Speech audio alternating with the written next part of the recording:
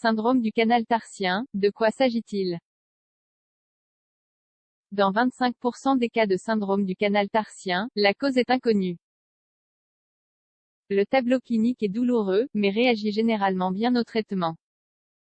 Dans quelques cas seulement, il y a des séquelles telles que l'insensibilité ou la perte de capacité de mouvement. Le syndrome du canal tarsien est un tableau clinique peu commun, dont le symptôme principal est une douleur dans la plante du pied. Il touche le plus souvent les femmes âgées de 40 à 45 ans. Son incidence est d'environ 0,58% pour 100 000 personnes. Ce syndrome a été décrit pour la première fois en 1932 par Pollock et Davis.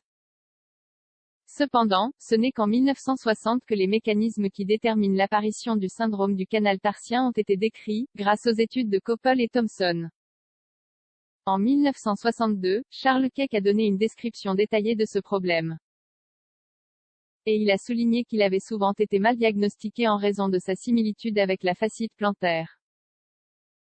Goodegold, Koppel et Spieldolz ont détaillé les effets de ce syndrome sur le nerf tibial. Qu'est-ce que le syndrome du canal tarsien? Ensemble de signes et de symptômes qui résultent de la compression du nerf tibial ou des nerfs plantaires dans le tunnel tarsien. Le canal tarsien est un canal de type ostéofibreux à l'intérieur de la cheville. Le haut de ce canal est formé par le rétinaculum fléchisseur, ou ligament laciné, qui s'étend de la malléole interne au calcanéum. Sa fonction est donc de stabiliser les tendons fléchisseurs. Le canal tarsien passe également sous le muscle abducteur de l'orteil. Entre le rétinaculum, le muscle et le calcanéum passe le nerf tibial et ses branches. Lorsque ces nerfs sont comprimés, le syndrome du canal tarsien apparaît. Cette compression s'effectue dans la gorge ostéofibreuse qui est inextensible. Ce syndrome est le résultat d'une inflammation des tissus entourant le tunnel tarsien. Lorsque cela se produit, les nerfs peuvent aussi devenir enflammés et comprimés. C'est ce qui cause alors la douleur. Cause du syndrome du canal tarsien. Le syndrome du tunnel tarsien peut provenir de différentes causes.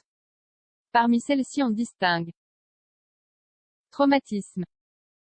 C'est la cause la plus fréquente. Habituellement, le syndrome du tunnel tarsien survient après une entorse, une fracture de la malléole interne, du tal ou du calcanéum. Tous génèrent un épaississement du ligament annulaire et donc une compression subséquente.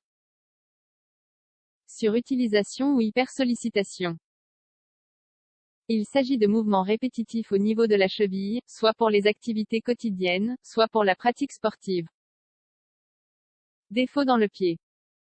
Le pied plat génère des anomalies biomécaniques qui conduisent à l'étirement des structures internes et génèrent alors le syndrome du tunnel tarsien. Processus inflammatoire.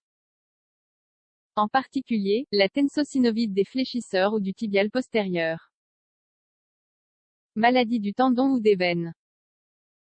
Les varices peuvent exercer une pression sur les nerfs. Et également des facteurs tels qu'un kyste sur le tendon.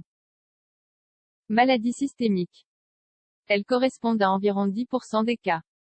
Les maladies les plus courantes sont le diabète, l'arthrite, l'hyperthyroïdie et l'hyperlipidémie. Aucune cause connue. Environ 25% des cas de syndrome du tunnel tarsien n'ont pas de cause identifiable. Autres informations importantes. Elle se situe autour de la cheville, presque toujours à l'intérieur de celle-ci. La douleur est forte et s'accompagne habituellement de picotements, de crampes ou de coups de fouet. Au début, on ne se sent bien qu'en se tenant debout, en marchant ou en portant un certain type de chaussures. Le plus souvent, la douleur apparaît la nuit, après la journée de travail quotidienne. On peut la soulager partiellement en bougeant la cheville, la jambe ou le pied. Une sensation d'engourdissement, ainsi qu'une faiblesse des muscles du pied, des orteils ou des chevilles, sont également très fréquentes. Dans les cas les plus graves, cette faiblesse devient très visible et peut alors entraîner une déformation de la structure du pied. Le rétablissement complet du syndrome du canal tarsien est possible avec un traitement approprié. Seul un petit groupe de personnes a des séquelles telles que l'insensibilité partielle ou totale, ou la perte de mouvement. De même, chez un faible pourcentage de patients, la lésion devient récurrente.